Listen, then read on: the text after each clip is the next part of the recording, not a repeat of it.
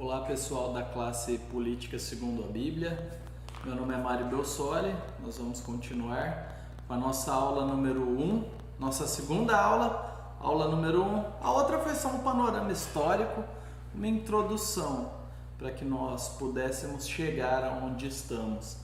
Hoje nós vamos tratar a respeito de são 5 ideias, mas nós só vamos tratar a respeito de 3. Porque é muito conteúdo e eu espero que você adquira o livro Política segundo a Bíblia.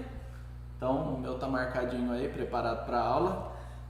Nós temos alguns exemplares aí, se você quiser. Vai fazer muita diferença para você ler o livro, em vez de só ouvir as percepções que eu ou qualquer outro tiver a respeito do livro. É melhor ler e comparar com a Bíblia também.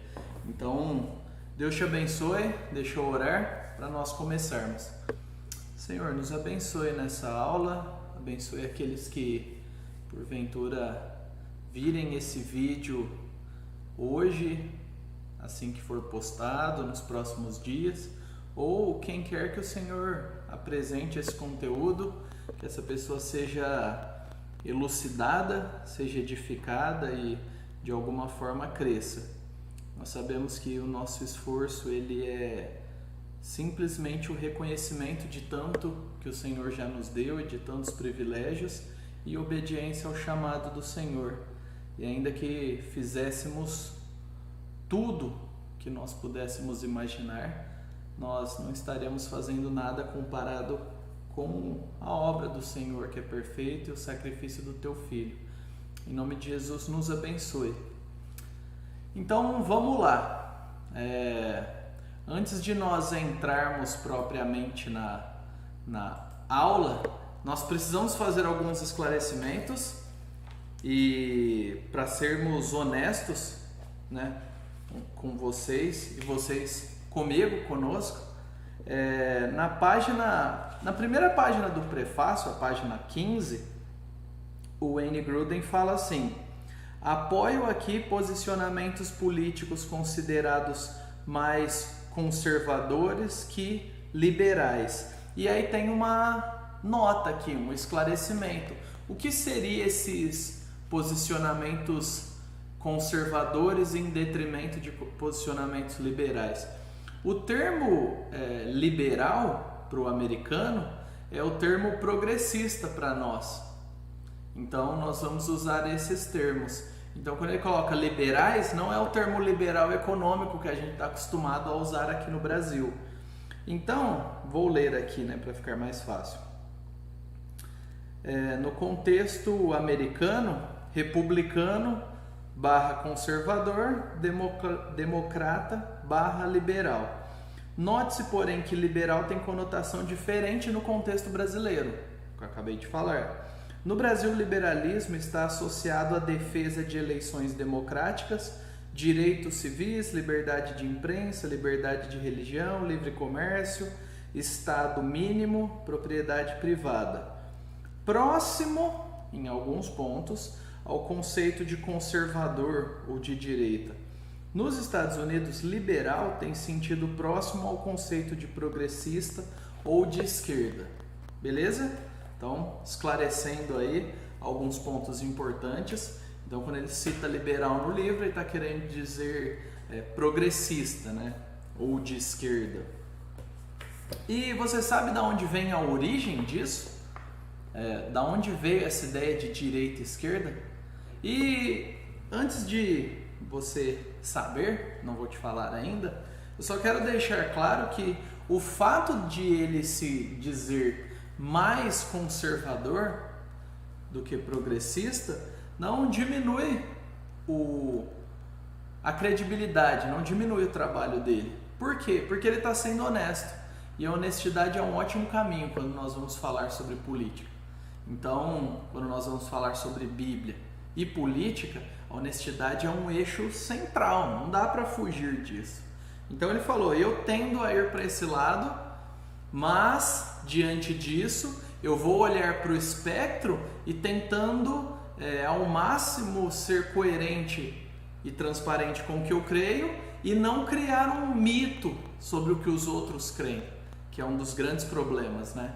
Eu discordo de você, não pelo que você disse ou pelo que você crê, mas pelo que eu acho que você crê. Isso é uma limitação, isso é uma dificuldade, né? E isso é injusto, principalmente num debate onde nós queremos estabelecer bem os termos. Diante disso, agora eu vou falar para você a origem de direita e esquerda. Nesse livro aqui, Visões e Ilusões Políticas, David Koyzis, uma análise e crítica cristã das ideologias contemporâneas. Esse livro é bruto. Esse livro é um daqueles que eu indico para você. Eu indico para você adolescente, indico para você universitário, indico para você ser humano que está assistindo isso. Por quê? Porque ele vai tratar que toda ideologia é limitada e não tem condição de responder às necessidades do nosso coração. Então, a ideologia ela tem o risco de crescer e se tornar uma idolatria, um ídolo. A gente acredita tanto naquilo que perde o eixo da Bíblia, do Evangelho. E nós não queremos isso, né? Se você é cristão, você não quer isso. Então, ele apresenta os perigos e os principais pontos nesse livro. E eu estou lendo uma parte introdutória ainda, né?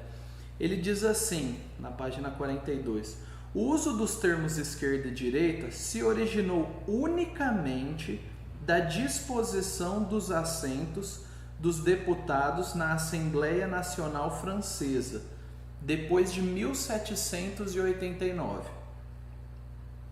Os monarquistas tradicionais sentavam-se à direita do líder da casa e os republicanos à esquerda.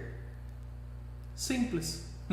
Não tem mágica, não tem, argumento nenhum a não ser esse. Pessoas que pensavam de uma forma progressista sentavam à esquerda, pessoas que pensavam de uma forma conservadora sentavam à direita. Só isso. Então, é importante que a gente pense que isso não determina nada. Não é espiritual, não tem nada disso, beleza? Eliminamos isso, ninguém é melhor do que o outro aqui porque sentava à direita ou à esquerda. Ok, vamos estabelecer isso. Agora, diante disso, eu queria, antes de entrar nas 5 ideias equivocadas, te ajudar a entender um pouco de como comumente é trabalhado essa questão do espectro político e tal, né? Então você tem aqui, menos liberdade, um eixo, uma liberdade mediana, liberdade total de tudo, ausência de governo, é isso daqui. Então aqui você tem menos liberdade econômica e aí você vai caminhando para mais liberdade, mais ênfase econômica, beleza? Então, liberdade individual, liberdade econômica, ênfase na economia. Então aqui você teria, o conservadorismo no seu limite, que seria autoritário. Aqui você tem o libertarianismo, a pessoa que quer viver do jeito que quer porque quer. Então, sem governo e tal. Isso caminharia talvez para um anarquismo. Você tem aqui uma direita conservadora, seriam termos correlatos. E aqui a esquerda ou progressismo. Então, você tem que perceber assim, se você sobe, você vai cruzar em algum momento com algum aspecto econômico. Isso é fato. Então, tirando esse democracia cristã que eu não entendi nada, quem fez deveria ter algo em mente, ele coloca que se você tem menos liberdade e você tem menos liberdade econômica, você caminha para o comunismo.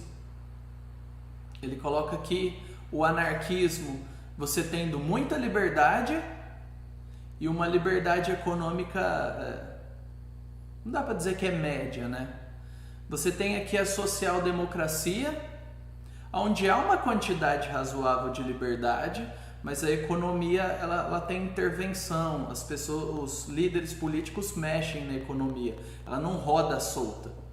É que você tem um liberalismo social, as pessoas querem liberdade, mas se preocupam muito com o bem-estar social e distribuição de renda.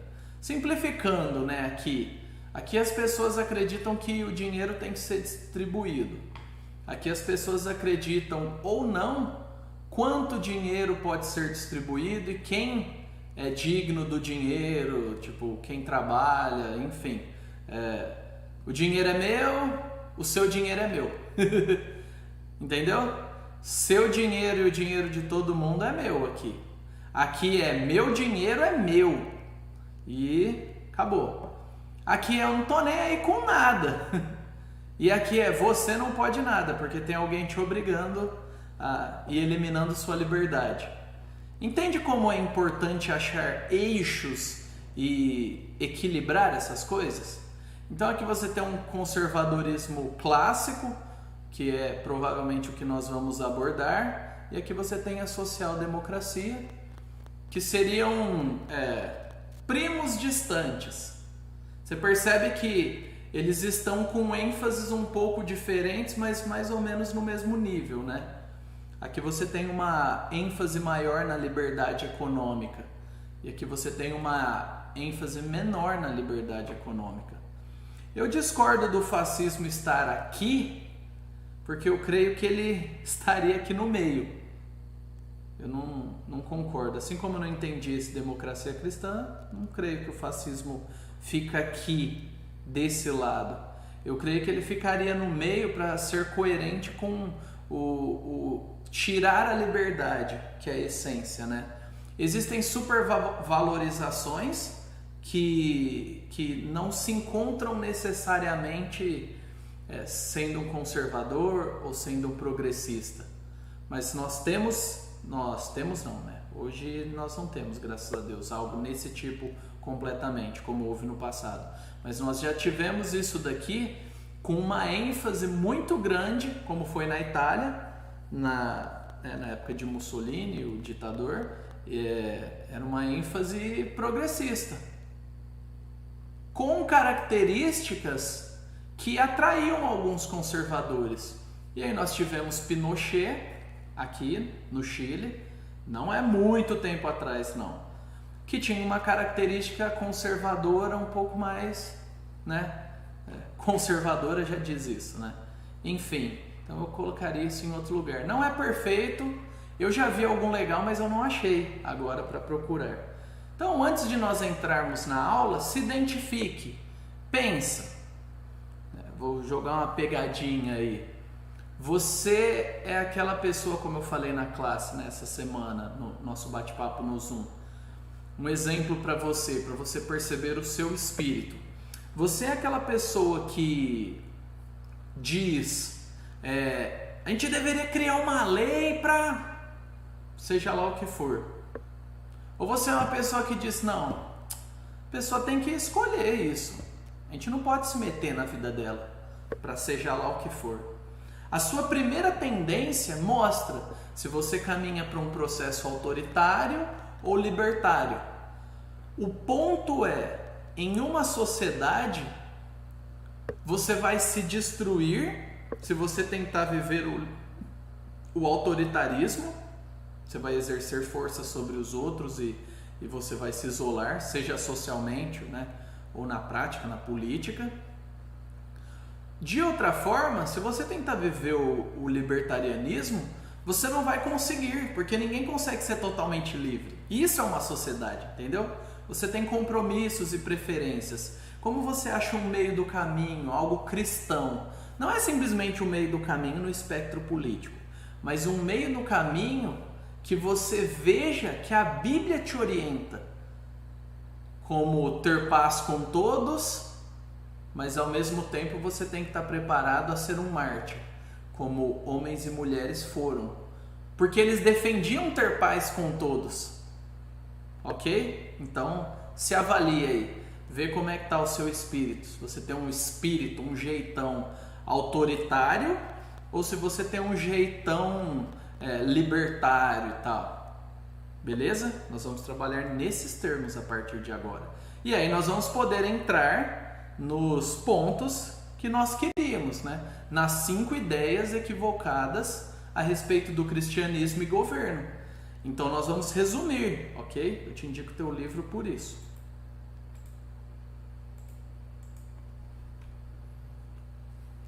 Então vamos lá.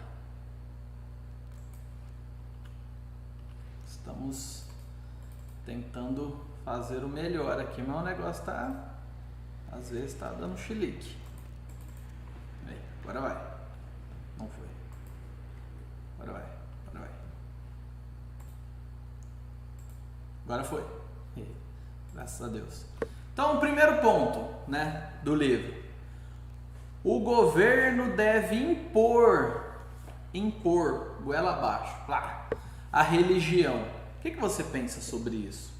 Ele cita aqui, né, que existem pessoas que pensam isso e existem pessoas que praticam isso, né? E ele cita um fato interessante, ele faz um meia-culpa aqui. Ele não tira o dele da reta, ou nós, né, que somos protestantes. O Gruden fala, olha, na Guerra dos 30 Anos, que foi de 1618 a 1648, né, 30 anos, foi um conflito entre protestantes e católicos que tinham o desejo de controlar vários territórios, principalmente na Alemanha.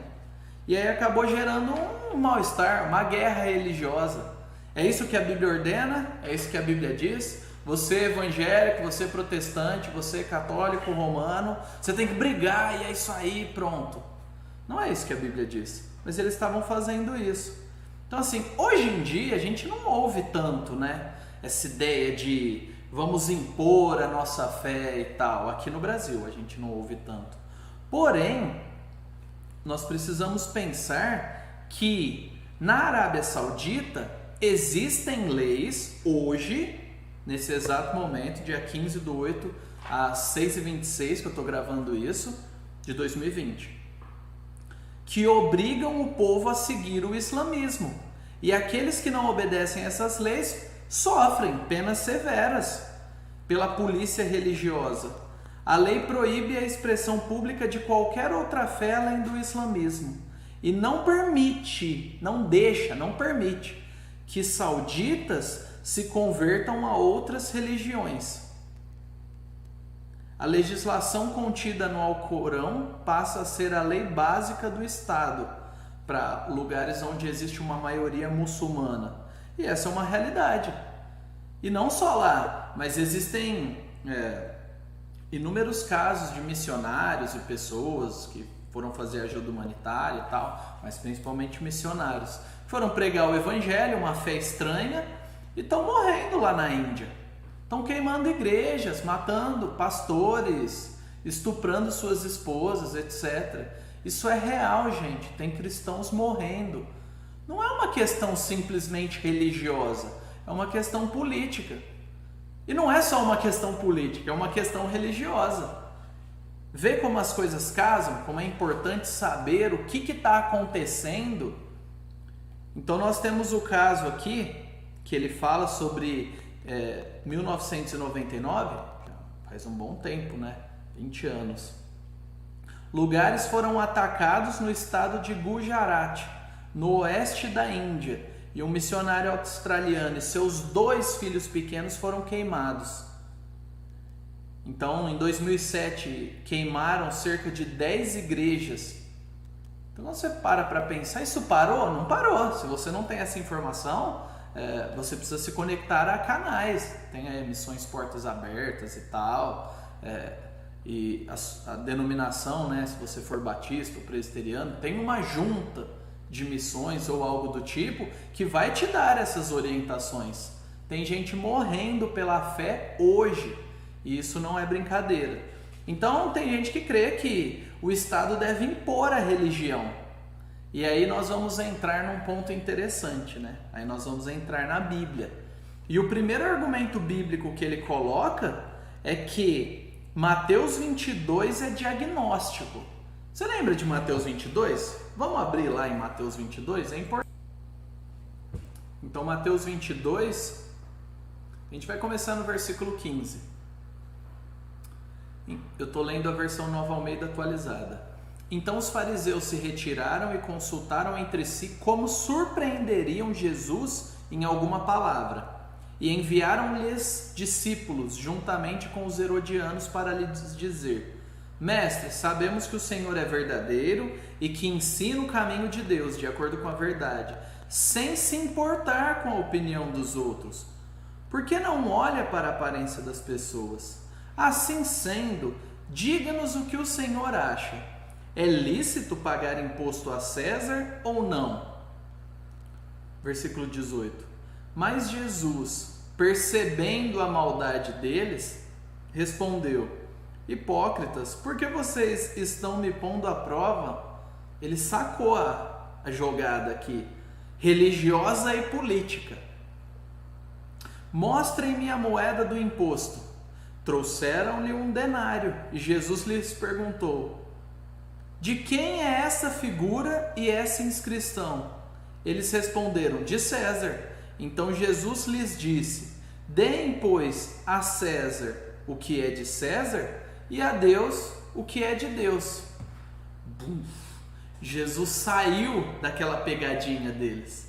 Jesus, através dessa resposta, ele abre caminho para que nós possamos hoje ter uma compreensão madura e correta sobre o relacionamento que o cristão deve ter com o governo.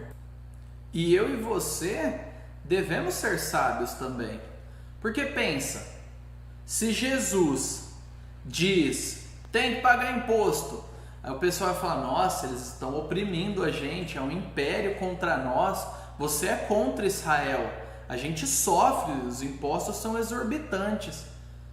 Iam pegar ele de um jeito, religiosamente. Se ele fala, não tem que pagar imposto em coisa nenhuma, vamos dar o golpe em Roma, esse bando de safado. Se ele fala isso, o que acontece? Ele se torna um incitador, porque ele tinha muitos seguidores. E aí Roma, a liderança romana põe o olho nele, como se ele fosse simplesmente um líder político que estava pronto para começar uma revolta, que era muito comum naquela época.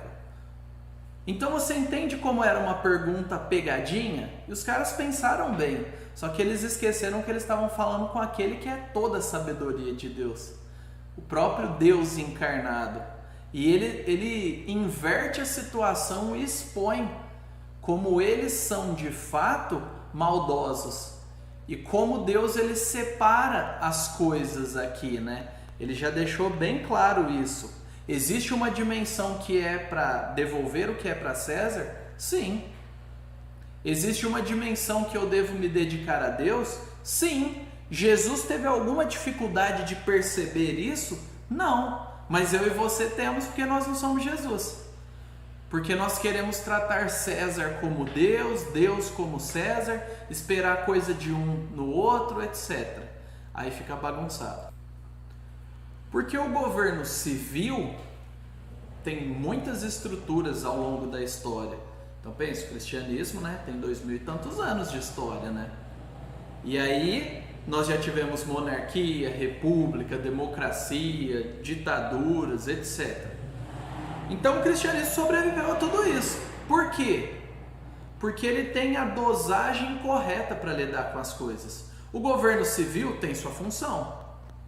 E a igreja não entra na esfera do governo civil. A igreja cristã, quando ela faz isso, ela está errada. Porém, existe uma esfera de soberania, existe um âmbito de atuação que não cabe ao governo civil entrar, que é a igreja. E aí a igreja cuida desse espaço, exerce a sua autoridade e a sua vocação. Então são duas áreas de influência diferentes. Elas não se sobrepõem, um é mais importante que o outro. Não, elas convivem juntas. E elas não tentam ficar disputando uma com a outra. Isso é importante. Quando isso acontece, eu e você, todo mundo sai perdendo, porque elas se desvirtuam das suas funções. E mais um trecho para a gente aprender aí, Jesus não tentou obrigar as pessoas a crer nele. Ok? Beleza? Lucas 9, de 52 a 54. Olha como ele não faz. E se ele não faz, ele não defende isso, né? E enviou mensageiros à sua frente, estes foram, entraram num povoado dos samaritanos para lhe preparar pousada. Mas os samaritanos não o receberam, pois viajava para Jerusalém. E tinha aquela treta entre os samaritanos, né, e os judeus. Quando viram isso, os discípulos Tiago e João disseram: Senhor, queres que mandemos descer fogo do céu para os consumir? Jesus não forçou ninguém. Aqui você não vê Jesus entrando no negócio. É importante ver isso. Foram os discípulos. Os discípulos estavam aprendendo. Enquanto a gente está aprendendo, a gente erra. Então fica uma lição para nós aí, né? Não tente fazer aquilo que Jesus não tentou fazer. Ele sabia mais que você. Esse material, como você está vendo aqui do lado, ele é do meu professor de seminário, Franklin Ferreira. Ele disponibilizou, porque ele deu as aulas sobre esse livro. Então, eu já falei isso, mas eu vou falar de novo, né? Por isso que está o nome dele. O que eu não mexi, crédito para ele. O que eu mexi, aí eu coloco meu nome do lado para saber, né? Se tiver uma falha aí, você sabe de quem é. Mas, ele coloca umas informações interessantes. A posição básica entre as nações cristãs da Europa nos séculos 16 e 17, cuius regio ius religio, significava o quê? Aquele líder define a religião daquela região, religião da região.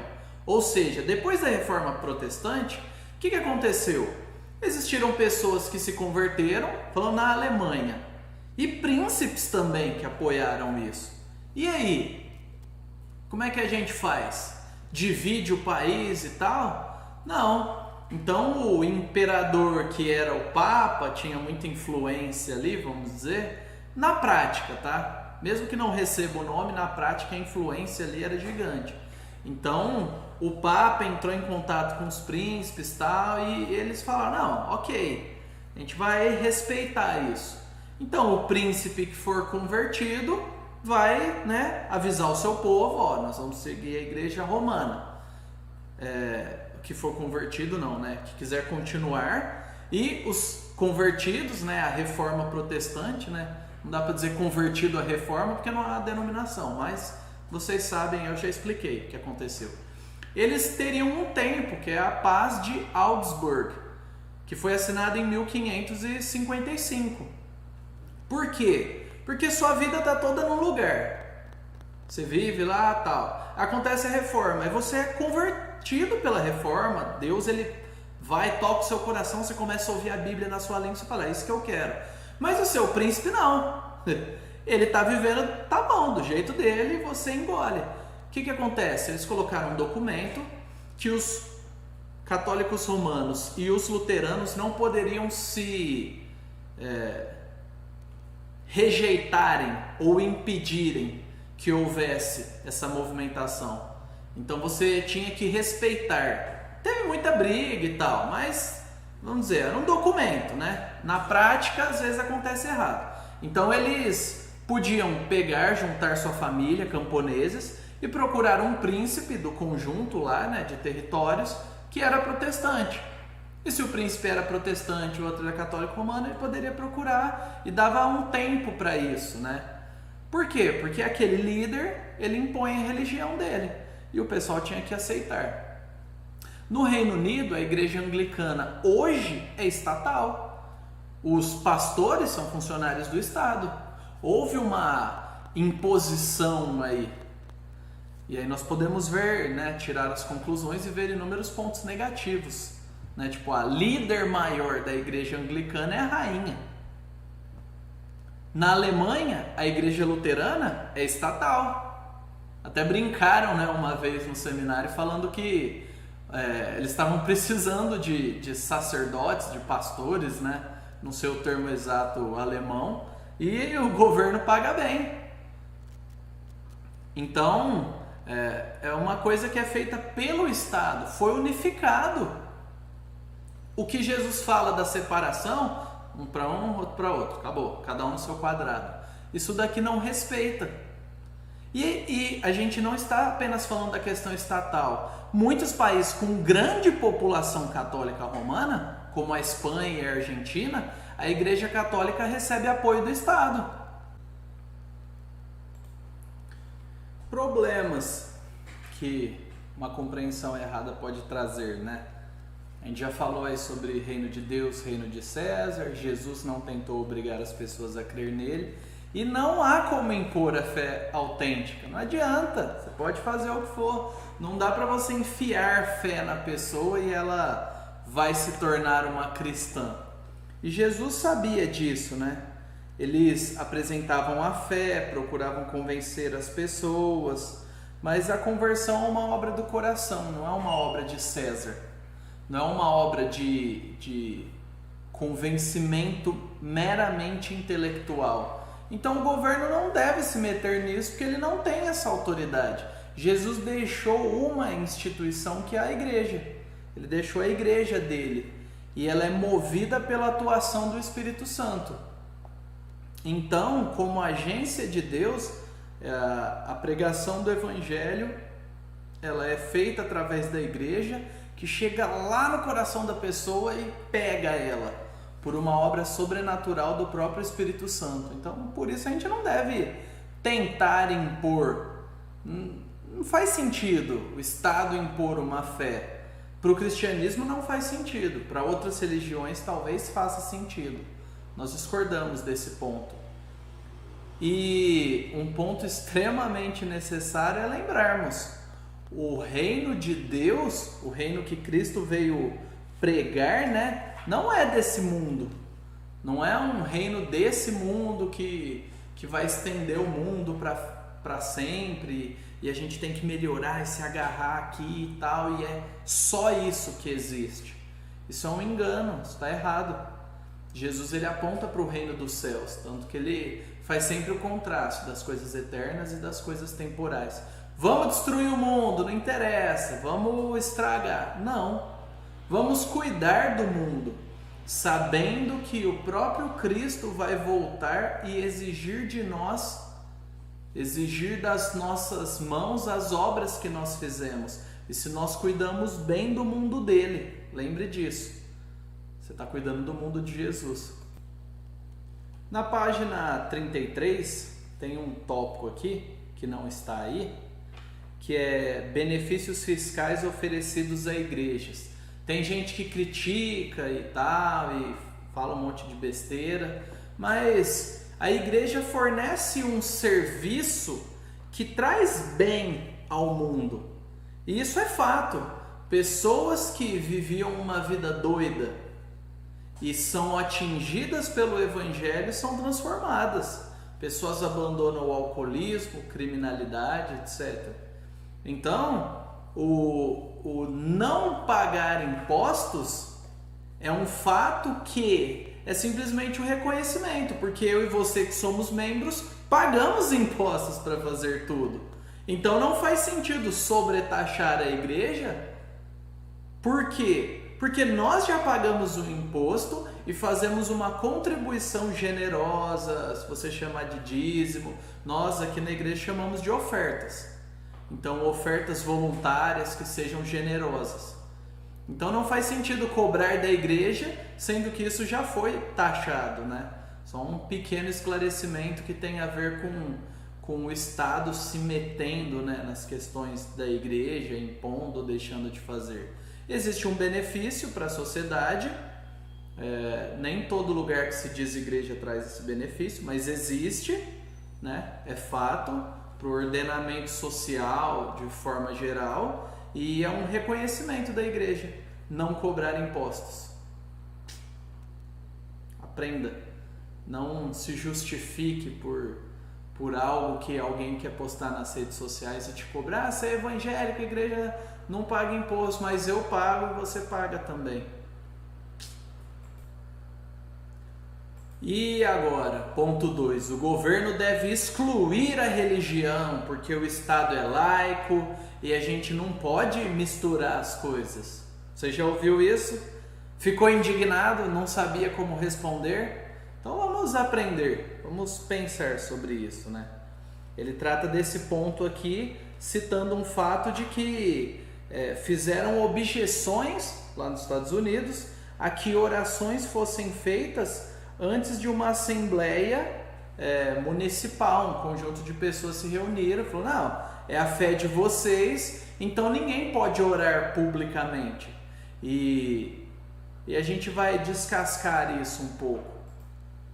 Outra camada é aquela que afirma que as cruzes, ou símbolos religiosos, principalmente cruzes, devem ser retiradas dos espaços públicos.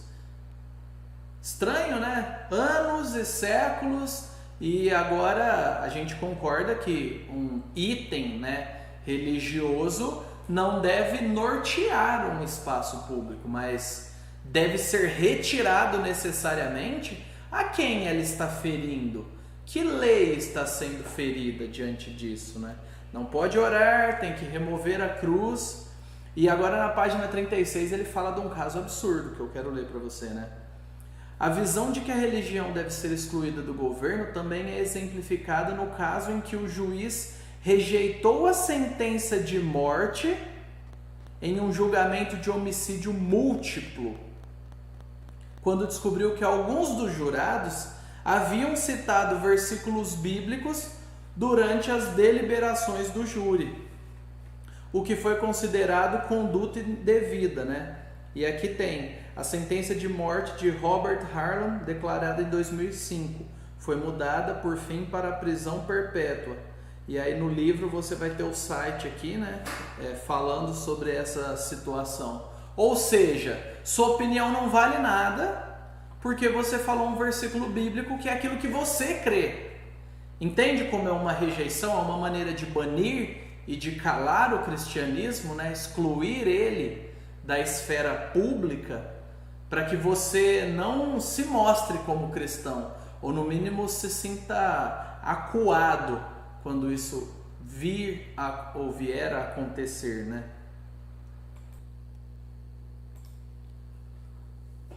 Crenças religiosas jamais devem ser mencionadas em eventos governamentais ou em locais pertencentes ao governo e jamais devem desempenhar qualquer papel no processo de tomar decisões políticas e governamentais. Tá certo isso? Nós sabemos que não. Todos nós somos motivados por alguma crença que funciona meio como uma religião, os nossos valores. O lugar da crença religiosa é em casa, onde deve ser praticada de modo discreto. Grupos religiosos não devem exercer influência sobre o processo político. Isso é uma posição perigosa. Sabe por quê?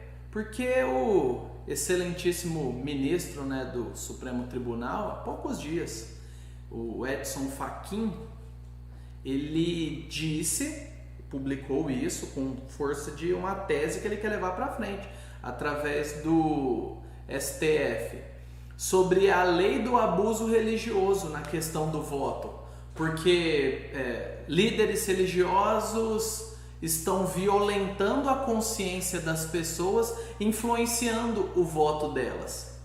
E aí eu te pergunto, não existem situações em sindicatos que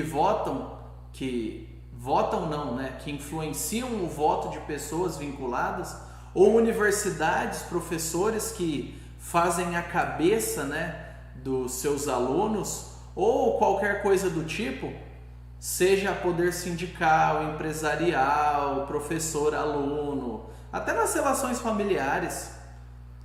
E aí, qual é a ideia? Não, vamos impedir. Aí você abre um precedente para quê? Religiosos não podem se candidatar, porque de alguma forma eles usaram força. Percebe como você vai jogando para o canto e eliminando aqueles que por um motivo quiseram se candidatar? Pastor fulano de tal para vereador, para isso, aquilo, ou fulano de tal que é cristão e a gente sabe que tem, envolvimento com alguma igreja. Não. Ele usou a força dele para impor o voto. Isso é recente, meus irmãos, está acontecendo. e é extremamente perigoso. E essa ideia, né, oriunda do conceito de Estado laico da Revolução Francesa do século XVIII, ela na verdade ela é falsa. Por quê? Porque eu sou um indivíduo religioso e eu imprimo em tudo que eu faço a minha crença. Eu sou cristão, eu sou protestante, eu sou reformado, eu sou evangélico, seja a designação que você quiser dar. Quando eu falo na esfera pública, diante de algum órgão, eu não elimino a minha fé, eu só não a imponho. E ele não tem o direito, qualquer órgão que seja, de constranger para que eu fique com vergonha de exercitar a minha fé. E a gente precisa lembrar aqui que aqueles que lutaram pela abolição do comércio e da venda e compra de escravos na Inglaterra, nos Estados Unidos, eles fizeram isso por uma convicção bíblica também. Mas eles não criaram uma lei religiosa. Eles tinham uma convicção e a manifestaram na esfera pública, porque entendiam que aquilo afetava a sociedade. E Martin Luther King era um pastor batista, usava a Bíblia para pregar contra a injustiça social. Contudo, as leis contra a discriminação e a segregação não transformaram num tipo de religião. Imagina, você não pode votar porque você é cristão, você não pode exercer uma função ou assumir um concurso público. Como é que você se sentiria? Como é? Pensa nisso daí. E é simplesmente pelo esforço de garantir a liberdade para que ninguém seja forçado a nada, tiram a liberdade e vão aleijando os cristãos para que eles não se sintam à vontade.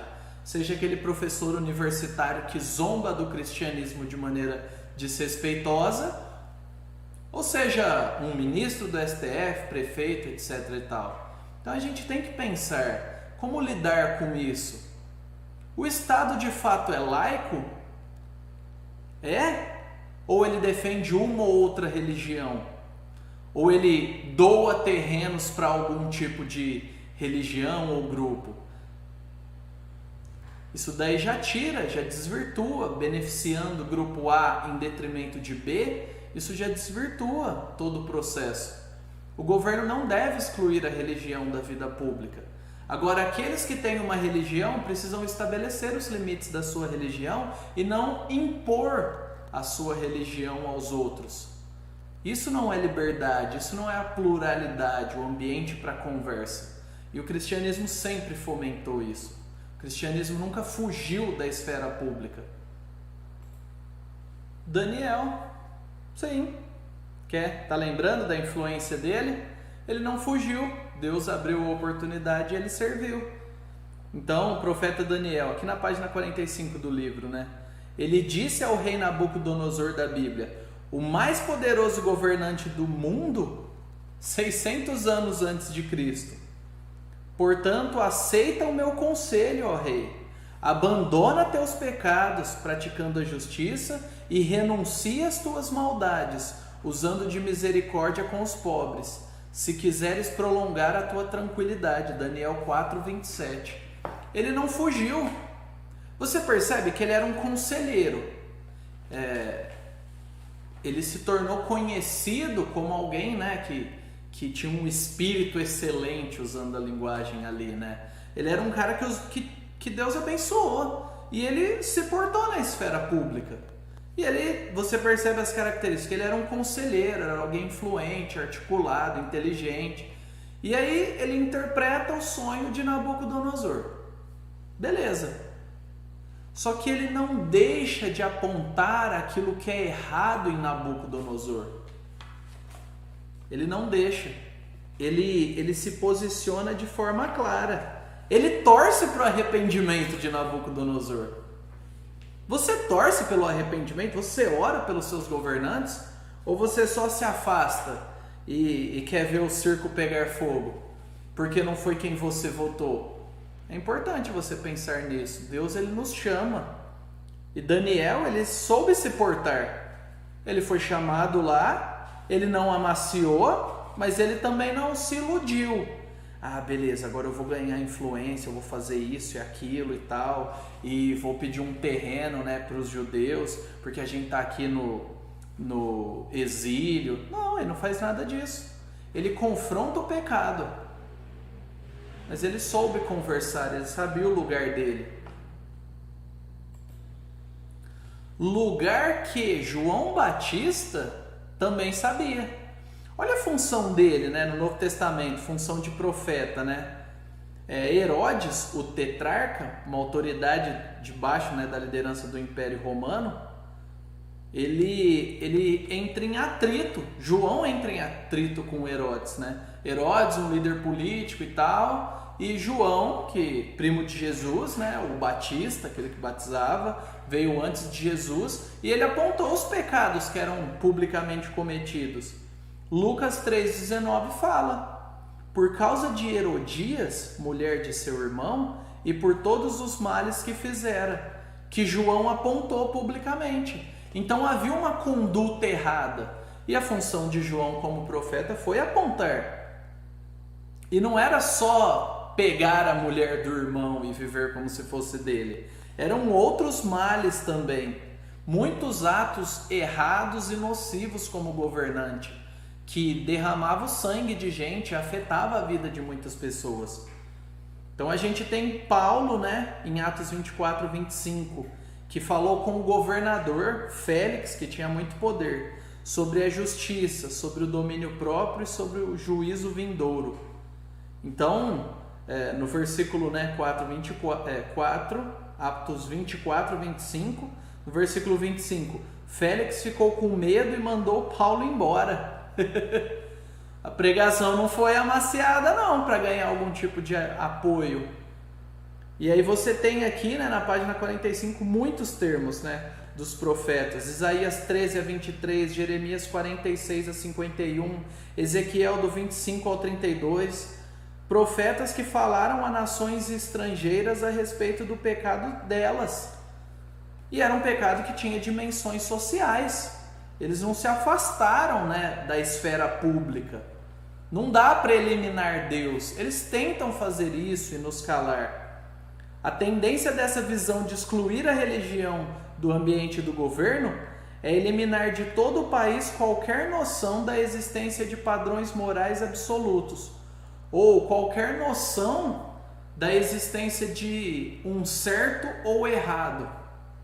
E a gente tem que se posicionar. Nós somos cidadãos, nós temos direitos e deveres. Nós devemos nos posicionar publicamente de maneira inteligente. Então, problemas disso, né? A vontade popular. Você tem uma vontade, você é um cidadão e você vota. Transforma a liberdade religiosa em ausência de religião, o que não quer dizer isso, porque todos têm a possibilidade de ter a sua religião. Você não precisa bani-la. Restringe a liberdade religiosa e a liberdade de expressão, porque alguns podem se expressar, outros não. Porque ao você se expressar, é como se você ofendesse aqueles que não têm esse vínculo com a religião. Mas qual o problema? É uma liberdade sua. Se você não está cometendo nenhum crime e ofendendo a integridade de alguém, não tem por que te restringir. Seja uma faixa escrita Jesus, ou, né, a liberdade de culto, ou ouvir alguma música cristã. Afasta do governo os ensinos bíblicos a respeito do bem e do mal, e o governo se destrói sem parâmetros. Deus levantou Daniel, Deus levantou José, Deus usou Esther. É gente dele para preservar vidas. João, Deus usou, mas ele acabou sendo morto, mas Deus usou. O pecado não permaneceu oculto, ele foi atacado diretamente. O Wayne Grudem diz, né, a tendência dessa ideia é remover de todo o país qualquer noção da existência de padrões morais absolutos. É isso que está acontecendo.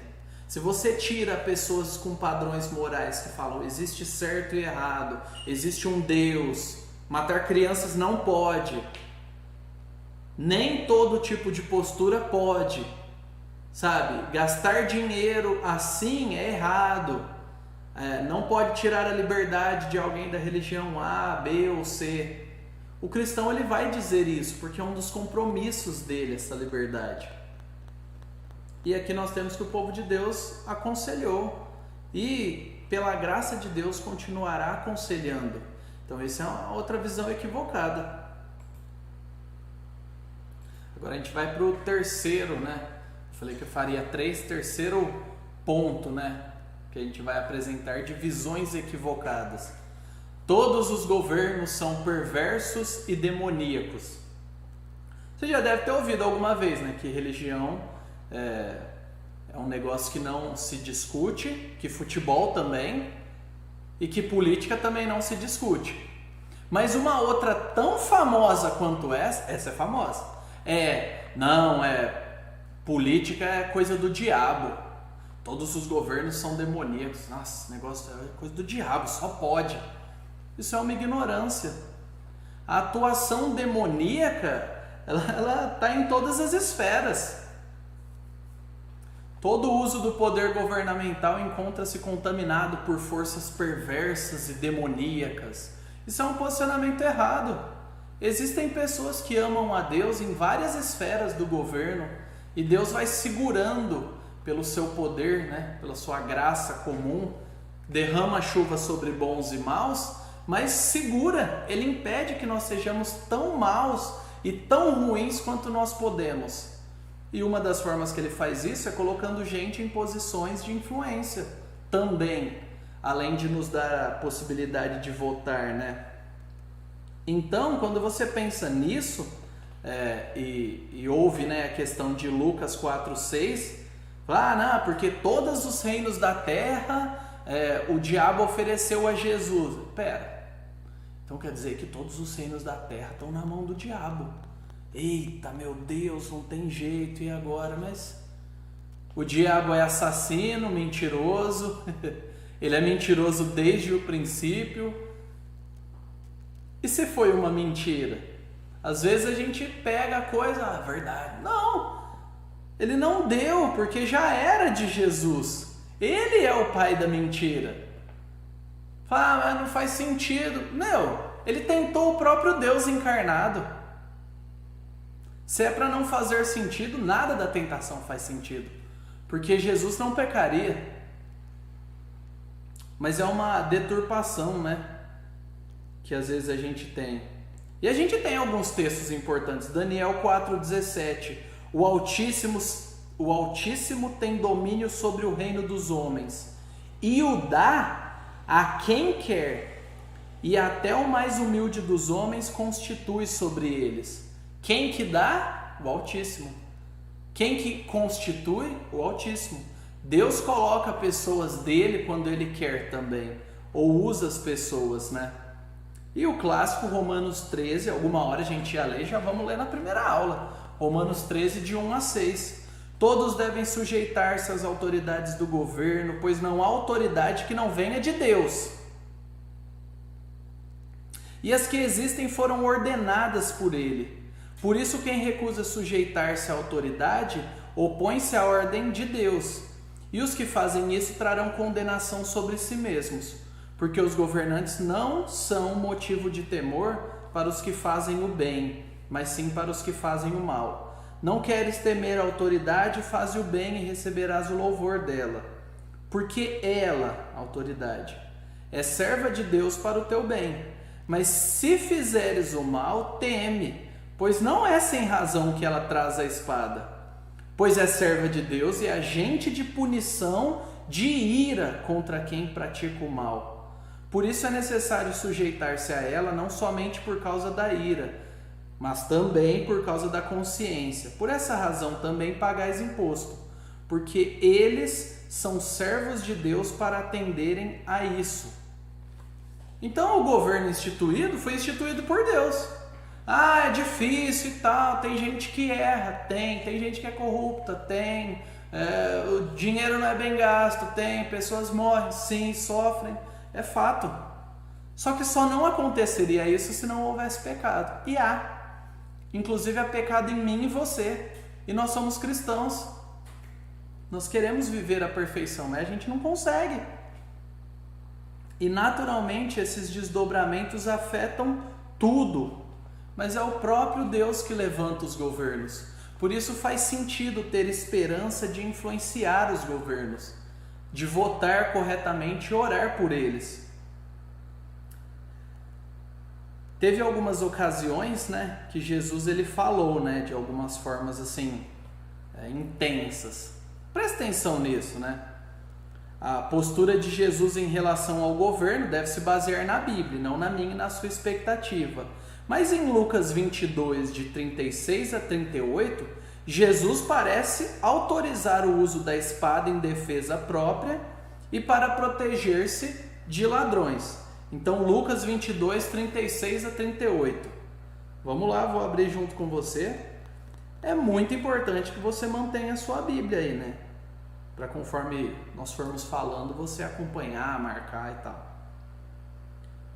Então, Jesus lhes disse: agora, porém, quem tem bolsa, pegue-a, e faça o mesmo com a sacola. E o que não tem espada, venda a sua capa e compre uma espada. Pois eu lhes digo que é preciso que se cumpra em mim o que está escrito. Ele foi contado com os malfeitores. Pois o que a mim se refere está sendo cumprido. Então lhe disseram: Senhor, aqui estão 2 espadas. Jesus lhes respondeu: basta. Jesus falou para eles comprarem espadas. E meus irmãos, espada não é para fazer carinho, naquela época também não era. Espada é um armamento de defesa. Jesus está falando que eles iriam precisar de um armamento de defesa. Não era sair dando espadada em todo mundo. Mas parece que é isso que Jesus está querendo dizer. Então, a gente precisa pensar com cuidado. Não é tudo que todo mundo diz: ah, Jesus, paz e amor, fofinho. Não, peraí. Ele está falando para esses homens pegarem espadas e se defenderem. E eu vou entrar num âmbito aqui, né, que talvez seja mais complicado para a gente conversar depois. Mas o âmbito do poder governamental é o âmbito de Satanás, com suas forças, e, portanto, todo uso de poder sobre alguém é mundano e não corresponde ao modo de vida que Jesus ensinou. Então, ele apresenta na página 51 um fato aqui, né? Embora o autor que ele está refutando não diga claramente, Hitler seguia Satanás pela argumentação. E de acordo com essa mentalidade de que ninguém pode usar a força, ninguém pode se defender, ninguém pode fazer nada, os americanos e os aliados, né, que lutaram para libertar e para parar o massacre de judeus, de homossexuais, de testemunhas de Jeová também foram para campos de concentração, negros também foram para campos de concentração. Não foi um negócio, foram só judeus. Não, e ainda que fossem só judeus. Mas o ponto é, existe espaço para uma defesa legítima, para uma guerra justa em prol de inocentes. A defesa daquele que é da sua família é muito natural, mas e defender aquele inocente, aquela mulher que não tem a quem recorrer? Estou falando que você vai se meter em tudo, mas você sabe que tem alguém na rua apanhando de um homem bem mais forte que ela, ou se você vê um homem apanhando de uma mulher também, é importante que você intervenha. A violência gratuita, a violência por si não tem sentido. Mas e quando nós temos que usar a violência para combater a violência? E esse é o sentido de guerra justa. Se você sabe que tem inocentes sendo assassinados, como nós sabíamos, o mundo soube, que eles estavam matando judeus por serem judeus, eles não eram criminosos, eles não mereciam morrer, tanto quanto eu e você não merecemos. E se você acha que eles mereciam morrer por algum motivo, você e eu também merecemos, porque eles eram pecadores como nós. E homens vestiram as suas fardas e pegaram as suas armas para poder lutar por aquelas pessoas também. E muitos morreram. E eles são heróis que a gente não conhece. E eu quero indicar para você um filme que eu vi, terminei de ver ontem. O Rafael Ramos vai dar uma aula também, foi a indicação dele, indicação do Rafa. Uma Vida Oculta, que narra a angústia de um homem que, pela sua consciência e por temor a Deus, ele decide não se dobrar. Ele era austríaco, não alemão. Ele decide não se dobrar ao regime nazista. E aí você vai perceber que é um filme um pouco diferente, a maneira que é gravado, as ênfases do som e da imagem, enfim. Mas eu indico para você.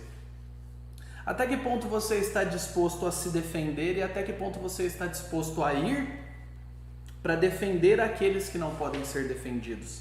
Esse é um ponto que se levanta. E aqui, né, eu quero falar claramente, esse é o meu posicionamento agora pessoal, que se você não se levanta para defender sua esposa e seu filho, filhos, esposa, enfim, alguém que carece de ajuda, eu acho que você está desonrando a Cristo. Se você não levanta para defender os seus, por uma ideia de não, eu não posso me envolver com nada, eu não posso refrear e resistir àquele que é mal. Eu creio que você está contribuindo com o mal ao fazer isso. Então, uma força pode ser usada sim para refrear o mal, para refrear aquele que afeta e ataca a sociedade. Então, qualquer tipo de força malvadona, a polícia não presta, não. Deus levantou pessoas para isso, a gente tem que ter essa postura. Será que uma postura pacifista e vamos orar teria acabado com a escravidão? Se homens não tivessem se levantado, você acha que Hitler teria parado de uma hora para outra? Homens foram para a guerra e se posicionaram.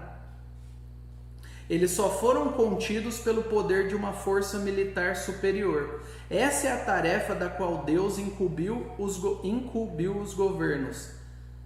A ideia de trazer a espada. Agora eu te digo, se fosse a sua família estando lá num campo de concentração, a taxa de suicídio nos campos de concentração era baixíssima, mesmo que eles estivessem vivendo uma vida e falassem, não, vou acabar com esse sofrimento. Por quê?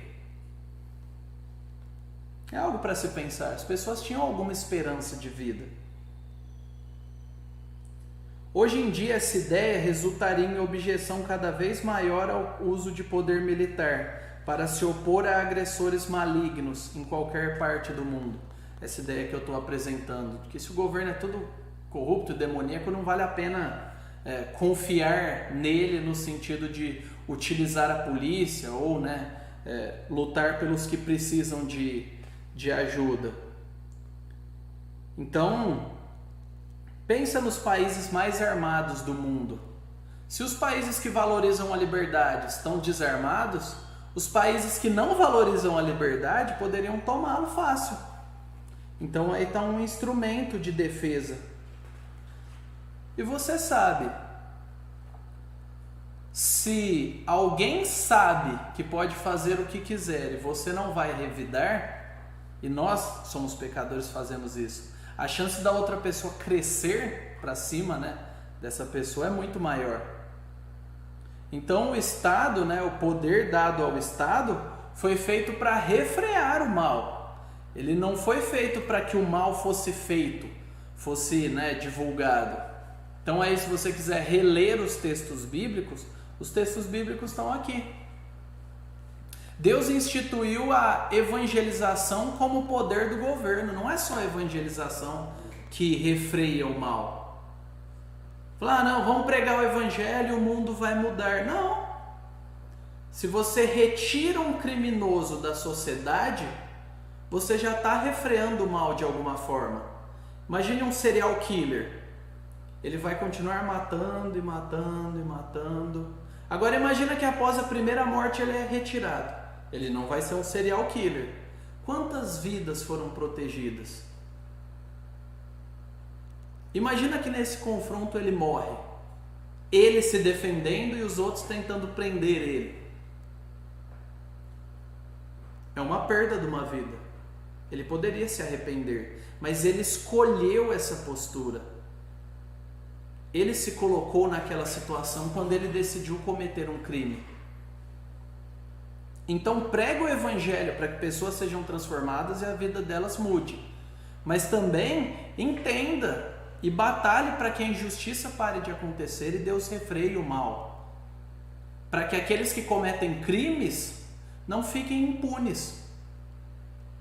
Para que aqueles que cometem crimes tenham medo, não só de Deus, mas de mecanismos de Deus para preservar a população que não comete crime e é a maioria.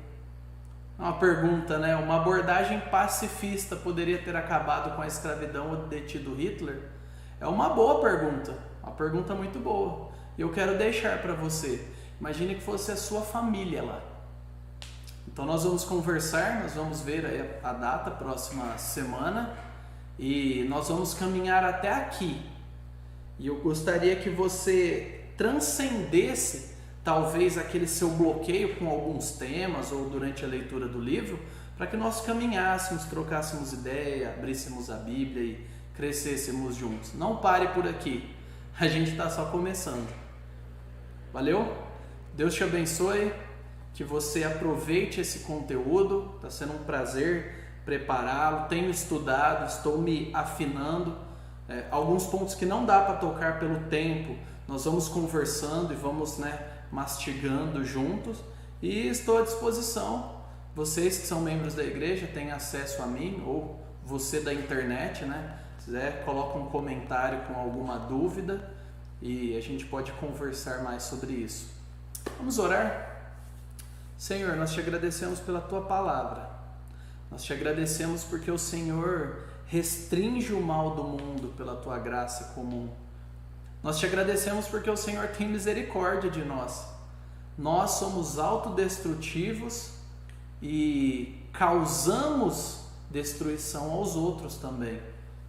E em nome de Cristo nós te pedimos, ó Deus, que o Senhor volte, ó Senhor Jesus, que o Senhor volte e ponha ordem em todo o cosmos, em todo o universo. Que o Senhor conquiste nosso coração e nos utilize para que o teu nome seja valorizado e para que aqueles que sofrem tenham justiça e os maus sejam punidos diante do Senhor. E que nós vivamos numa sociedade melhor, mais justa, mais equilibrada. Que nós sejamos a resposta para essa oração. Em nome de Jesus. Amém. Até a próxima. E daqui 15 dias o próximo vídeo vai estar por aí.